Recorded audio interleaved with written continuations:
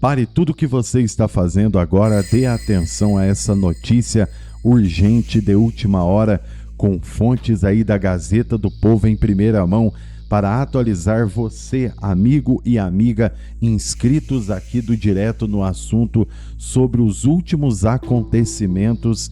O jornalismo aprofundado aqui na fonte vai detalhar para você o que o serviço secreto, o que o serviço de inteligência dos Estados Unidos disse após as vergonhosas falas do atual presidente do Brasil, Luiz Inácio Lula da Silva, que ao invés de ficar do lado dos que sofrem nas comunidades, até porque ele não mora lá, né? Ele fica do lado daqueles que tacam o terror.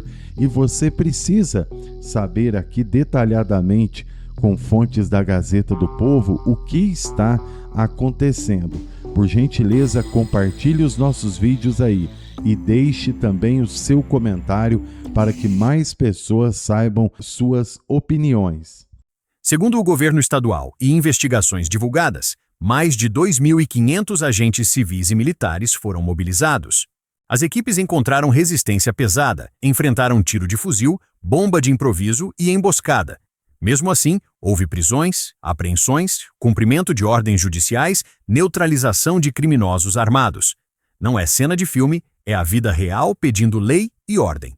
No meio da tempestade, a política, como sempre, fez barulho. O governador Cláudio Castro, do Partido Liberal, vinha há meses tentando enquadrar o Comando Vermelho como organização a ser sancionada nos Estados Unidos. Com base nos instrumentos do Escritório de Controle de Ativos Estrangeiros, o órgão que trava bens e bloqueia fluxo financeiro de grupos criminosos transnacionais. Um relatório foi encaminhado à Embaixada Americana com o pedido para incluir a facção em listas que já abrigam quadrilhas da Venezuela e do México. Se a sanção avançar, abre-se uma avenida estratégica: rastrear e congelar dinheiro sujo fora do país, cortar acesso a bancos, asfixiar quem lucra com a morte de jovens, com a escravidão química, com o medo imposto à família trabalhadora. É uma linha dura? É. Mas quem vive o dia a dia nas comunidades sabe que bandido sem dinheiro vira bandido sem munição. De outro lado, o governo federal tentou colocar freio, chamando a operação de matança, prometendo investigações e exigindo explicações. Palavras fortes nasceram longe do cheiro de pólvora, mas caíram como pedras no quartel de quem passou a madrugada catando cápsula no asfalto. O presidente afirmou que a decisão judicial era para prender, não para matar, e que quer apurar o que houve no detalhe. A justiça, por sua vez, já determinou preservar, de forma rigorosa e integral, todos os elementos materiais da operação. Que se investigue, pois é assim numa democracia. Cada morte precisa de nome, data, circunstância, mas que se respeite o policial que não atira para virar herói na televisão, atira para não virar número na estatística. A cúpula da segurança no estado foi clara. A alta letalidade era previsível, mas não desejada. Ninguém sai de casa para contar corpo. O secretário Victor Santos, numa fala que repercutiu muito, disse que o chamado dano colateral foi muito pequeno, mencionando os 4 policiais mortos e 4 moradores feridos sem gravidade. É duro ouvir, mas é a crueza do embate contra um poder paralelo que arma garotos com fuzil importado, financia aviões com dinheiro do pó e decide quem abre e quem fecha o comércio no domingo. Em números de apreensão, foram dezenas de armas retiradas de circulação e mais de uma centena de suspeitos conduzidos. O principal alvo, apontado como liderança conhecida pela polícia, continua foragido, prova de que a guerra não se vence em um dia, mas também de que ela não se ganha cruzando os braços. Em meio ao luto, veio o levantamento da Polícia Civil sobre os perfis dos mortos identificados. O dado cru, que fere e instrui, mostra que a imensa maioria tinha ligação comprovada com o crime organizado e mais da metade era de fora do estado do Rio. O relatório aponta dezenas com mandado de prisão em aberto e histórico criminal robusto, e registra ainda um grupo sem antecedentes formais, entre os quais investigações posteriores localizaram indícios de participação no tráfico por meio de postagens e conexões. É um retrato incômodo e realista. O Rio virou imã de bandido profissional de outros estados, atraído por território, por dinheiro e por uma rede que vende a fantasia de impunidade. A operação, nesse contexto, não foi uma excursão, Foi uma ruptura necessária no ciclo de recrutamento, espraiamento e blindagem da facção. Enquanto os números saíam, as ruas fizeram o que as ruas fazem: protestaram. Moradores do Alemão e da Penha marcharam e ergueram cartazes, acusando o governo estadual e denunciando excessos. Dor não se mede com régua de gabinete. Cada família tem o direito de chorar seu morto e exigir verdade. Também é verdade que o crime organizado explora a dor, manipula a narrativa e tenta inverter a lógica. Aparece como vítima, esconde o fuzil, empurra a culpa para quem está fardado. No paralelo, governadores de outros estados, o ministro da Justiça e o Supremo Tribunal Federal entraram em cena para coordenar esforços, ampliar peritos, oferecer vagas em presídios federais e garantir que cada procedimento tenha começo, meio e fim à luz da lei. No coração do povo, porém, a palavra que pesa chama-se segurança. E foi essa régua que mediu a operação aos olhos da maioria dos fluminenses. Pesquisas realizadas após a ação indicaram que uma ampla parcela da população do estado do Rio aprovou o enfrentamento e defendeu novas operações em áreas controladas por facções criminosas. Em tradução livre do sentimento das ruas, chega de território de ninguém, chega de toque de recolher, chega de a mãe ter de atravessar a laje com a criança no colo no meio de rajada. O povo quer escola aberta, posto de saúde funcionando, comércio sem arrego, ônibus passando sem barricada de fogo. O povo sabe que isso não se conquista com discurso, mas com estratégia, inteligência, integração e coragem. É aí que a carta vinda de Washington encontra seu lugar. Os Estados Unidos se colocaram à disposição para apoiar. Não é sobre alguém mandar em nós, é sobre cooperar com quem tem tecnologia para rastrear dinheiro, tem sistema para bloquear ativo no exterior, tem ferramenta para combater o uso de drones por criminosos e dispõe de rede de cooperação policial capaz de conectar o Morro do Rio ao laboratório na fronteira, a transportadora no porto, ao laranja no paraíso fiscal. O crime é global. O combate, se ficar local, perde fôlego. Quando um órgão estrangeiro respeita os nossos policiais caídos e oferece ajuda concreta, a mensagem que desce o asfalto e sobe o morro é simples. O Brasil não está sozinho para desarmar a indústria da morte. Há, claro, quem prefira o caminho do adjetivo. Palavras como matança estampam manchete e inflamam debate. Elas exigem resposta. Quantos tiros foram disparados? Quantos mandados cumpridos? Quem atirou primeiro? Houve execução? Houve excesso? Essas perguntas pedem perícia e não panfleto. E há, ao mesmo tempo, uma pergunta que o Rio repete há décadas. Quantas vidas foram salvas quando se apreende um fuzil que era para varrer uma praça num baile armado? Quantas mães não ficaram de luto porque o bandido que viria cobrar pedágio no comércio foi preso?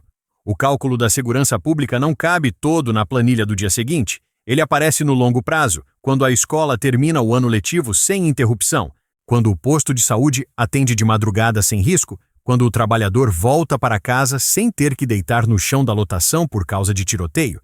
Se a política é o campo do embate, a gestão é o campo do resultado. O Estado do Rio precisa de uma estratégia que una operações cirúrgicas, inteligência financeira, reforço de fronteira, controle de rotas, ocupação social e, especialmente, punição efetiva. É insustentável prender e soltar, enxugar gelo, dar volta com um bandido preso que, de dentro da cela, continua mandando recado por celular. Transferir lideranças para presídios federais de segurança máxima é parte do pacote. Cortar a mesada do crime, com sanção internacional, é outra parte. O que a sociedade pede é o conjunto: lei cumprida, ordem mantida, respeito aos direitos e respeito ao policial que, se erra, responde, se acerta, merece respaldo. Nos becos onde a vida custa caro, a conversa é direta. O povo não quer ser refém. O povo não quer o tráfico ditando horário de comércio, trilha sonora da madrugada e itinerário de ambulância. O povo quer o Estado inteiro, polícia que entra e fica, escola que abre e melhora, projeto que arranca o adolescente da esquina antes do convite para o crime. E o povo sabe que, sem o primeiro passo, recuperar território e soberania, o resto vira promessa vazia. Foi isso que a Operação Contenção, com todos seus custos, tentou fazer: quebrar o bastão do medo. E foi isso que a Carta Americana reconheceu: que há coragem e há sacrifício quando se enfrenta uma facção que se comporta como exército. Não é confortável falar de morte. Não é simples escrever por extenso 120. Mas é honesto dizer que 4 dessas vidas foram homens fardados que tombaram para que outros não tombassem. É honesto contar que o Estado aponta, em relatório público, que a maioria dos mortos tinha ligação com o crime. É honesto registrar que ainda há perguntas sem resposta, que o Ministério Público acompanha, que o Supremo cobra cadeia de custódia, que a Defensoria pede perícia independente, que haverá acerto de contas com a lei para cada desvio que porventura tenha existido.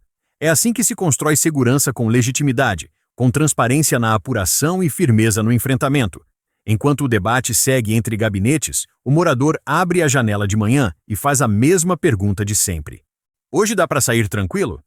A resposta que precisa nascer é uma só. Dá, sim. Para isso, o Rio não pode recuar. Precisa integrar a Polícia Civil com a Polícia Militar, com a Inteligência Federal, com a Justiça, com a Assistência Social, com a Escola e com a Saúde.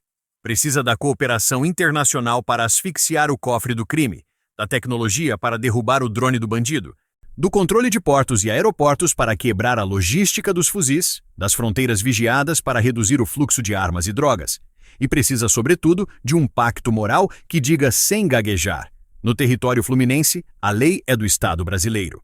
A carta que chegou com o brasão americano não resolve a vida de ninguém por si só, mas ela aponta uma direção que a maioria silenciosa, que pega o ônibus lotado de madrugada, reconhece como necessária. Parceria séria para enfrentar quadrilha séria. No Rio Real, onde a bala tem endereço e a esperança também, o caminho é esse: honrar os que caíram, amparar suas famílias, investigar com rigor o que precisa ser investigado e manter o foco no inimigo certo, o crime organizado que sequestra a paz do trabalhador e rouba o futuro do jovem. O povo que fala sem rodeio resume bem: quem deu ordem de tiro foi o crime, quem deu ordem de coragem foi a farda. Quem tem que dar ordem de continuidade é o governo, e que fique registrado por extenso para não sobrar dúvida, nem sobrar espaço para abreviação. 4 policiais foram sepultados com honra, 121 mortos surgiram no rastro de uma guerra que a sociedade não escolheu. 64% dos fluminenses disseram que aprovaram a resposta do Estado. 73% pediram novas ações onde a facção manda mais do que a lei. Entre o barulho das palavras e o peso dos números, existe a vontade de um Rio que quer voltar a ser do povo, com polícia respeitada, bandido responsabilizado e comunidade liberta. É para lá que aponta a mão estendida dos aliados. É para lá que empurra a coragem dos que vestem colete. É para lá que olha a maioria silenciosa que madruga no ponto. Porque no fim do dia, a escolha é simples e está escrita sem abreviação: lei e ordem.